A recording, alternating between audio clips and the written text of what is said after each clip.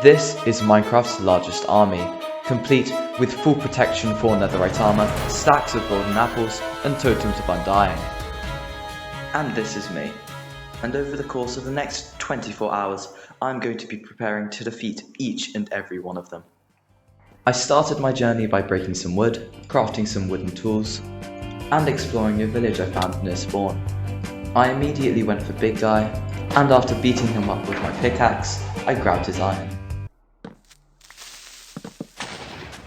That was pretty scary. I then spent way too long trying to trap some villagers, and I crafted myself some better tools. I then crafted myself some actually okay tools, and ventured deeper into the caves. I then mined my first few precious diamonds. I then found a lava pool, made a portal, and entered the nether. After travelling for what felt like forever, I found a nether fortress. I stripped the fortress of all of its nether warts. This is very important for my plan, and killed some blazers for their blaze rods. Wait, hold on. Plan? I have a plan? I kind of knew I wasn't just going to be able to defeat hundreds of players with my sword, so I did indeed have a plan going into this. Now you may be thinking, Octi, why don't you just use an elytra mace? It one-taps players, and it also keeps you out of harm's way. However, there were two problems with this mechanism. Number one, I kind of banned elytras from the fight because I felt like it would make it way too easy to just, start flying around and make sure that nothing can hit me. Also, I don't know if you remember from the title, but I am kind of on a time limit, which means that getting a mace, especially with a wind burst, is going to take way too long for this challenge, so I can't really use any of those. But that's when it hit me. Most people don't know this, but if you quickly place a rail, minecart, flint and steel, and crossbow, it does massive damage.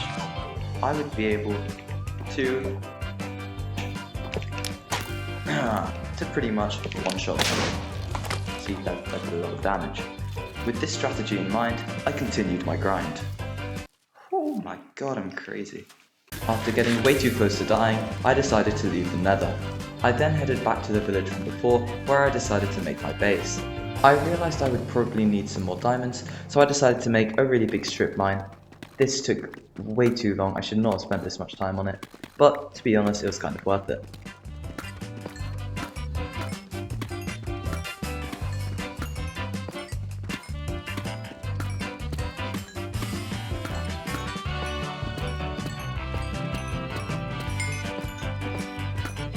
I realised I was going to need an XP farm, which required a name tag, so I found a mineshaft and grabbed one from one of the chests.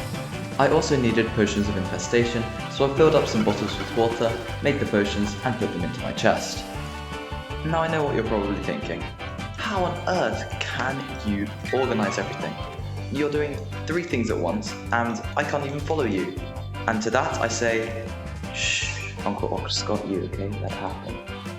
I then found 2 armadillos using my spider eyes and decided to put them in a box that I could come back to when I needed them.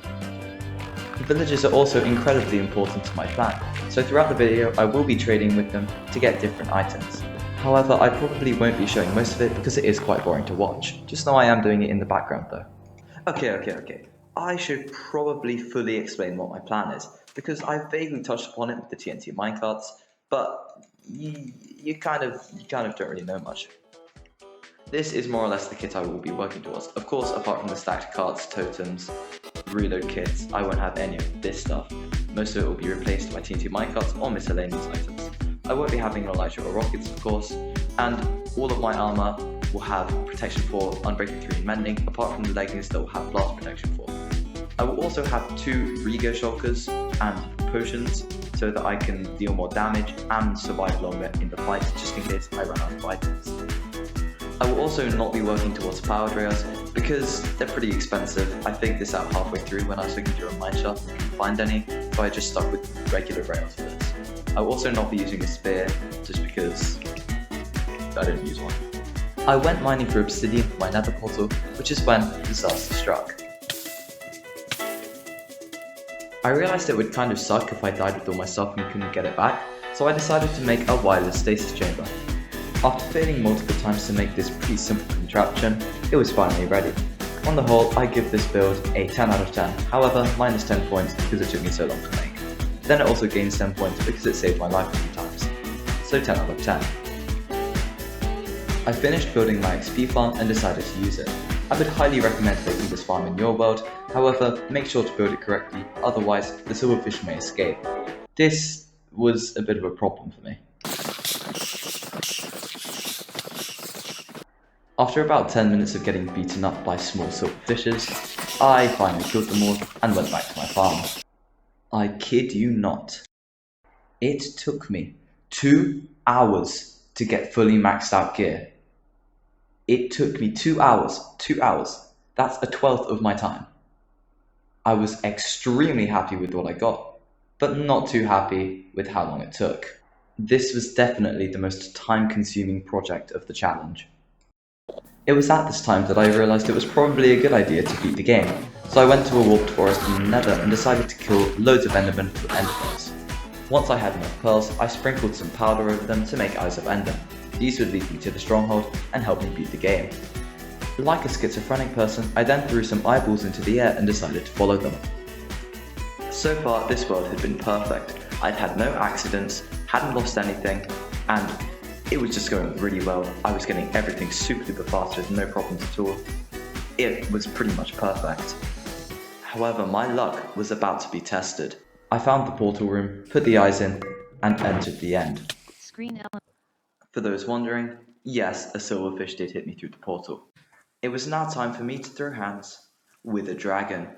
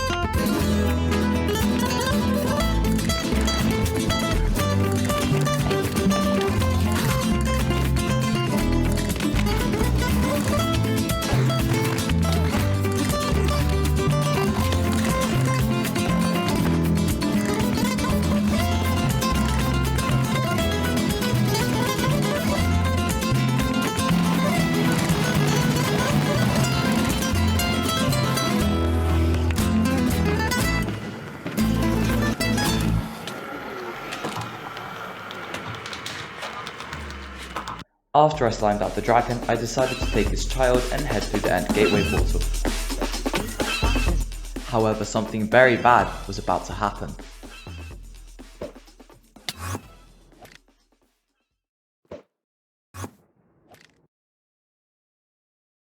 You have no idea how glad I am that I made that machine. I quite literally would have lost all of my progress, everything. But just the flick of a fishing rod saved me. Make it in your own world. After that extremely close encounter, I looted 2 end cities and took their elytras. After nearly overstaying my welcome, I statused back to the overworld, where I began mining trees for sticks, so I could trade with villagers to get enchantments on my elytra. I'm pretty sure I mined at least 1,000 trees to get mending on all of my tools, However, it was very necessary as most of my armor was almost broken, and I would need it to be at least mostly healed for the battle. Netherite was the next essential part of my plan, so I decided to excavate the bottom of my nether. After I realised excavating wasn't working, I took away the villagers' rights to sleep and used their beds to blow stuff up. I slaughtered a generation of endermen to mend my gear, and as you can probably tell, this also gave me enough ender pearls to last a civilization. As I still didn't have netherite, I went back to mining. Now, you probably saw in my inventory I already had 2 smithing templates, and I kind of lost the footage of me going to get them in a bastion, but it was actually really cool. I had to stage this out because I got hit into lava, which is, the second time that saved me, but it was super duper good. I also kind of died to some endermen, which I lost on camera, but it was right next to my base, so it was basically fine, which is why my levels decreased so much. Although this took what felt like an eternity, I was very glad to get my hands on some netherite gear. This is where the resource grinding begins. I had to mine in loads and loads of stacks of iron to get enough iron to make all the minecarts. I had to kill loads of creepers to get the gunpowder. This part took a while, however, it did make for an epic montage.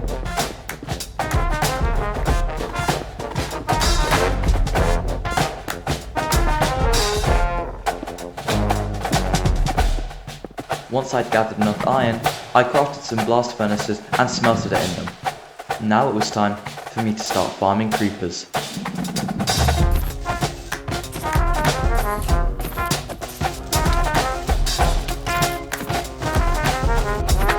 Now it's time for the gold.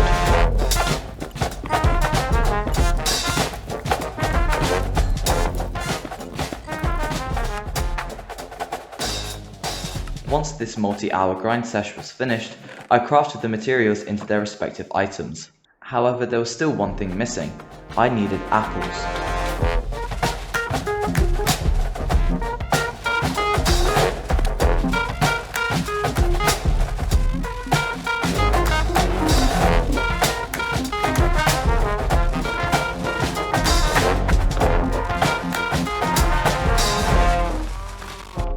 Now, I did lose the footage of me getting the totems of undying, but it wasn't very interesting.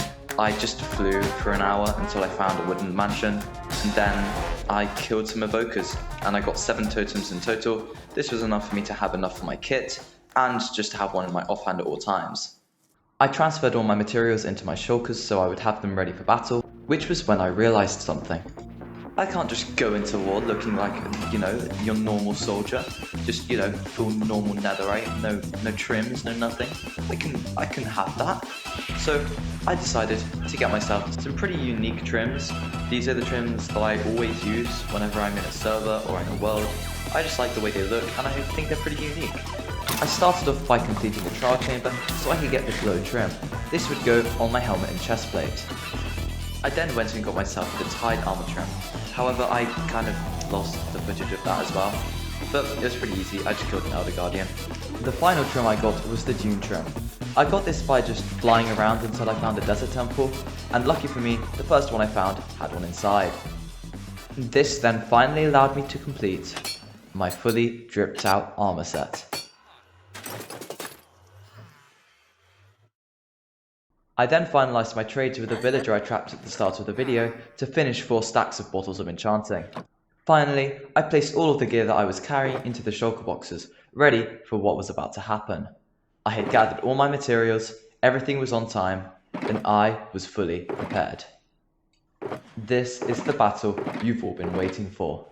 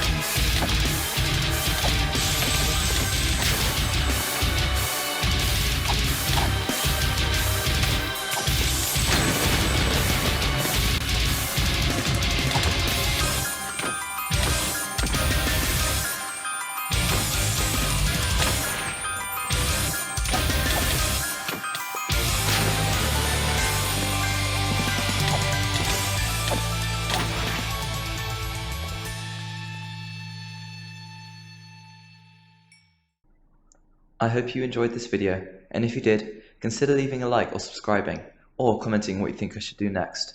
But for now, take care.